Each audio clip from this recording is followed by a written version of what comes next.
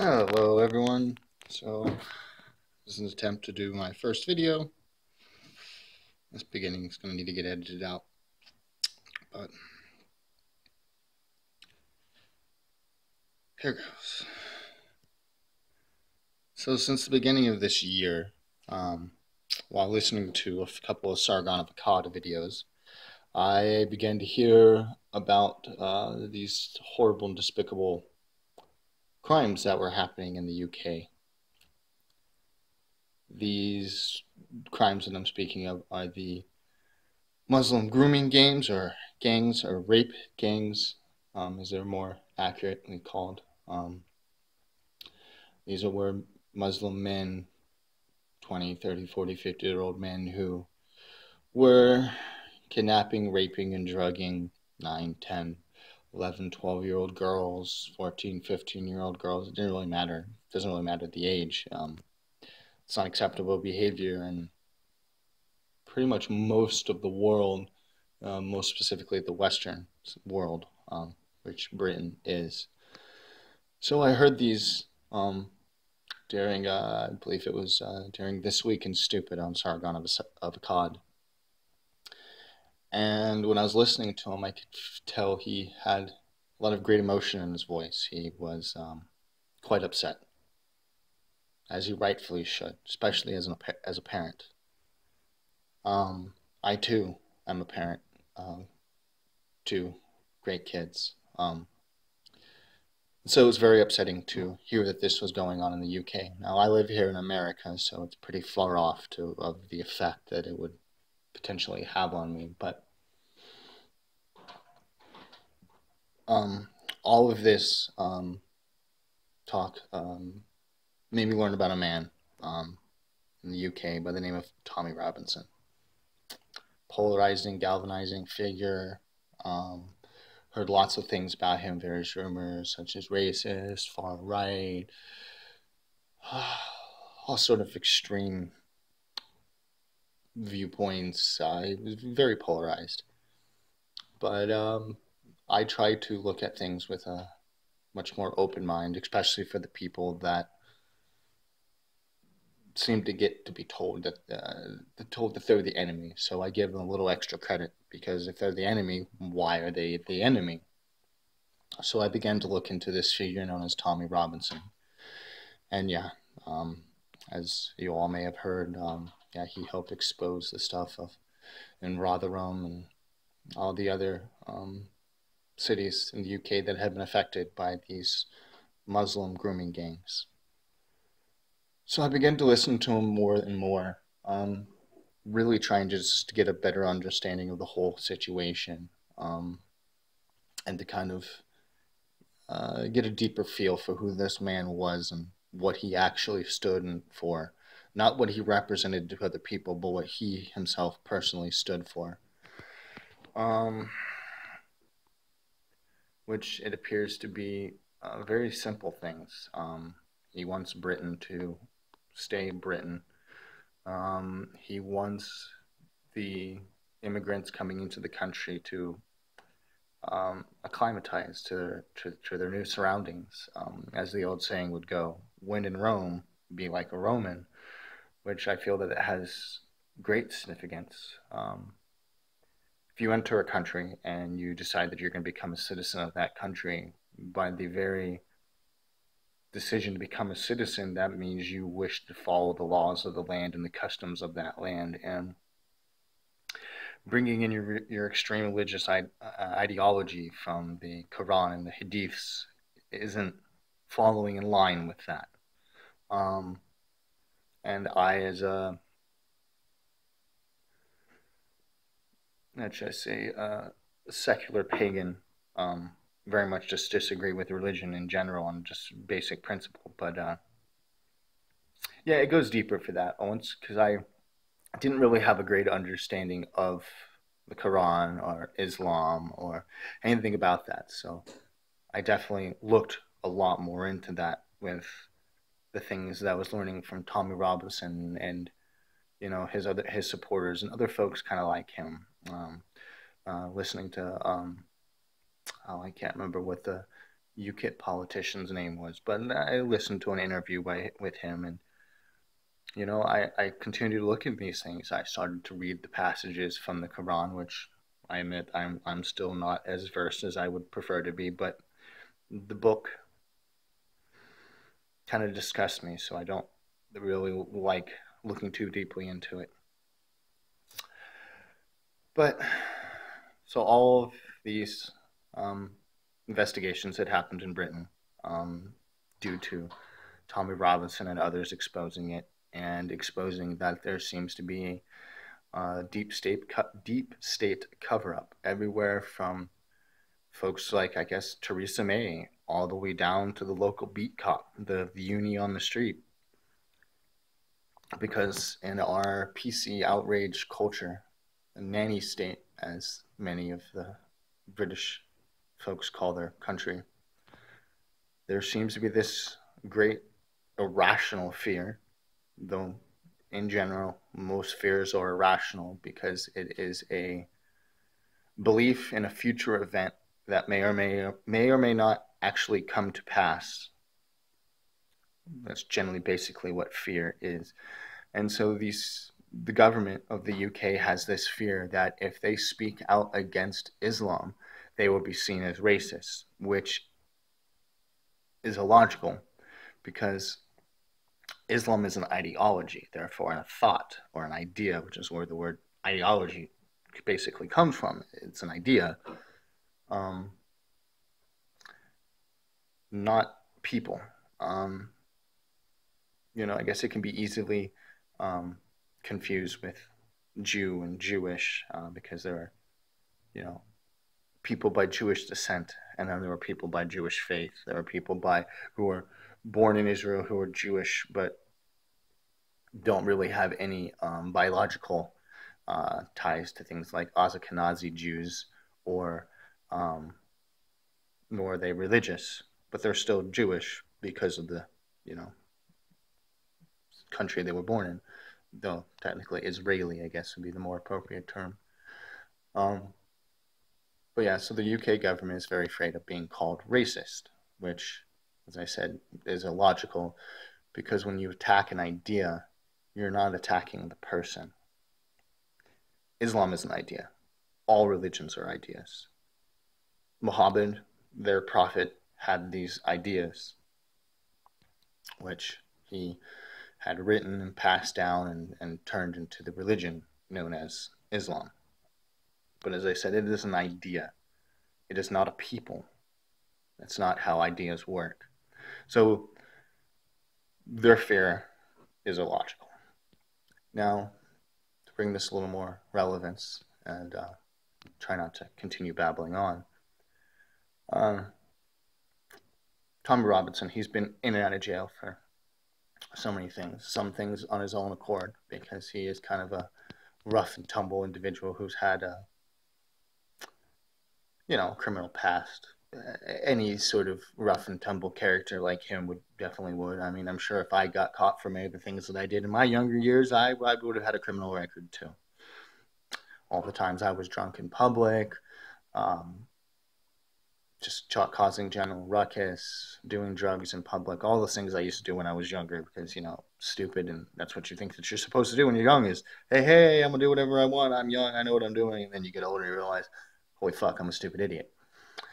But yeah, with that being said, he has that history, that past, but he doesn't seem to be all that bad of a fellow today. So yeah, I've been listening to him. I really value and respect his opinion and what he's trying to do for Britain, what he's trying to do for hundreds of thousands of girls and women who have been abducted, raped, terrorized, drugged by the violent ideologies espoused by Islam.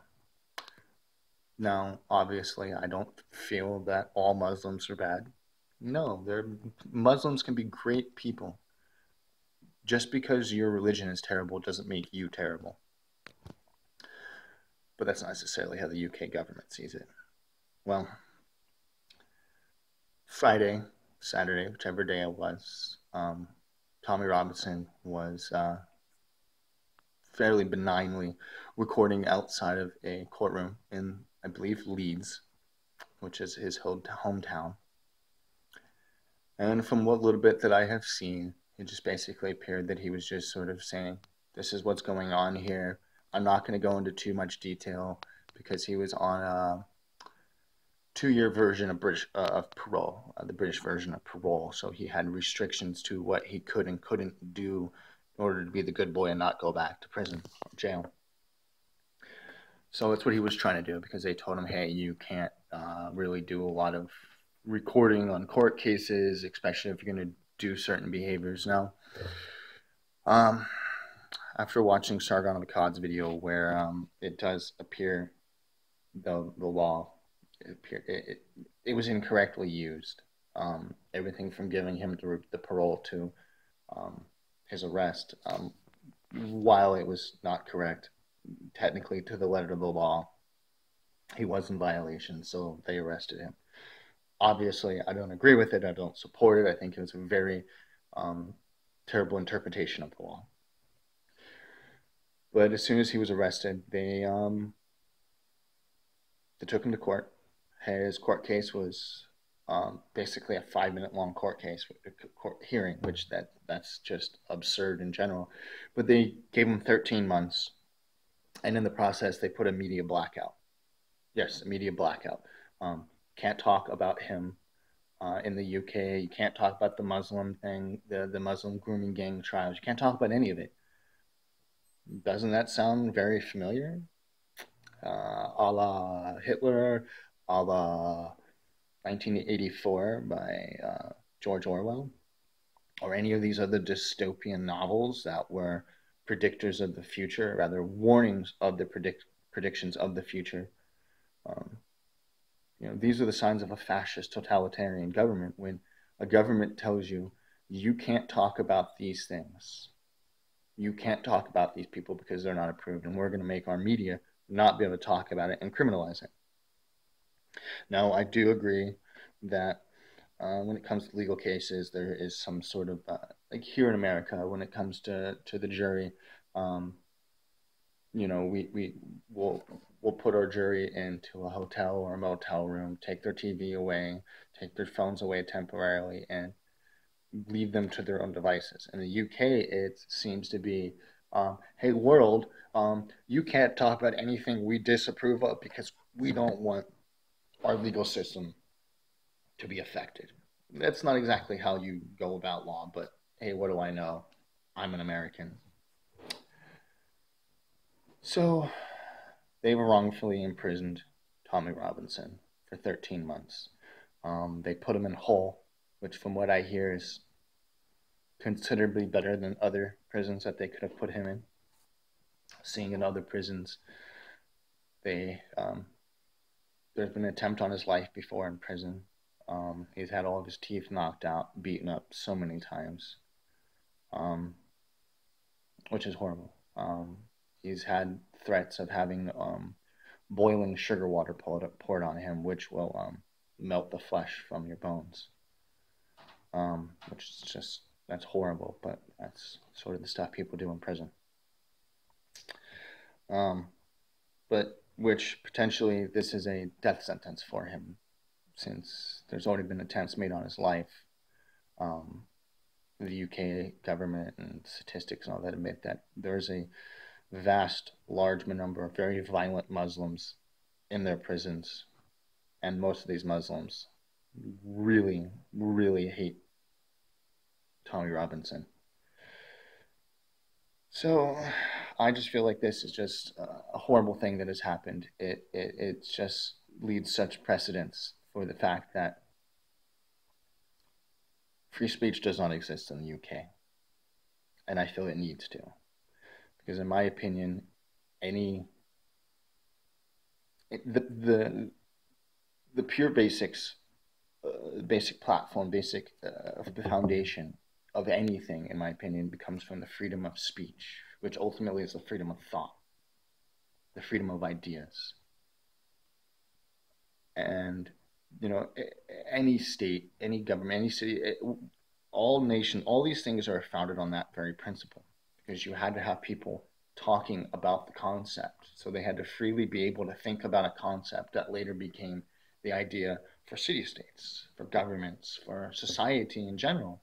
So when you have something that's trying to inhibit freedom of speech, you're inhibiting freedom of thought. And inhibition of freedom of thought basically goes against everything we as a people have strived for and produced for hundreds of years.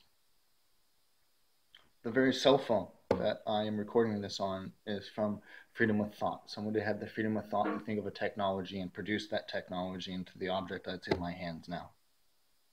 You can't do that without, freedom of speech. Now, of course, that's bringing it more to a philosophical level rather than the basic level people think it of, which is the ability to freely say the things that you want to say, which I feel like there should be zero restrictions on freedom of speech, except in two areas. These are the same two areas that Styx, Hexenhammer 666, has spoken about. He's a libertarian monarchist, and his perspective, one that I share, though I'm not a libertarian, is you can't say fire in a crowded movie theater. Duh. Just duh. And any sort of speech that would implicitly and explicitly incite violence or cause physical harm to another person. If you say, let's all go crush this person to death, and then you guys go and do that, that's bad. Hate speech, saying this person's a someone's, no, that doesn't exist. It's not real. That's not speech that needs to be controlled. Same thing with anything online. I don't feel like anything needs to be controlled. We should be able to say and think freely. But the UK does not believe this. And the people over there are beginning to suffer from that. And the reason why I think all this is so important, because this leads such a great precedence for the rest of the world. The UK has been an example for years, especially for, I guess you could say, for liberal governments around the world. Not even just liberal in that sense, but just, just in general, the Western world, I can see this as a sort of downfall for us. But I don't think it's not the end, but it's not a good precedent to set when you begin making things, thoughts and speech illegal. When you have media blackouts, this is a very totalitarian, extreme move in which you control the population more doing that. But yeah, I stand fully with Tommy. I really hope at the very least we can get some sort of protection for him so he doesn't get killed in prison. Though, yeah, I'd like to be able to free him, get him freed. There's a petition going out to Theresa May to get him released from prison. I'll leave the link down below. Sorry, this video's gone on a lot, and it's going to need a lot of editing. It's my first video, so I'd like to say more on that, but on this whole subject, but I feel like I've already gone on enough, and I will try to make future videos and have the format a lot better. This was just my first video. Well, please support freedom of speech, especially speech of those you don't agree with.